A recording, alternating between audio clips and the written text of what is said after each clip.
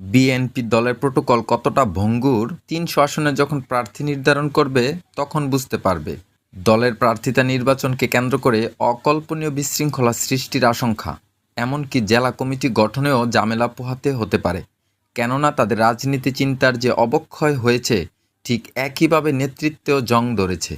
তাই তো দলের সংস্কার না করে নির্বাচন করে। আগে নিজেদের দলের সংস্কার করেন, পরে নির্বাচন নিয়ে কথা বলেন।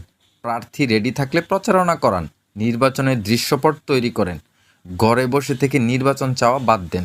রাজনৈতিক দলগুলোর ভাবমূর্তি এমন যেমন দেশটা অমুক দলের নয়তো তমুক দলের, আর আমরা জনগণ কচু। ভুলে গেলে চলবে না, জনগণই সকল শক্তির উৎস এবং রাষ্ট্রের মালিক। দেশ যেন ক্রমশ সহিংসতার অভিমুখে। বিএনপি বনাম জনগণ। বিএনপি দ্রুত নির্বাচন চায়, জনগণ নির্বাচন চায় না। সুতরাং সাবধান।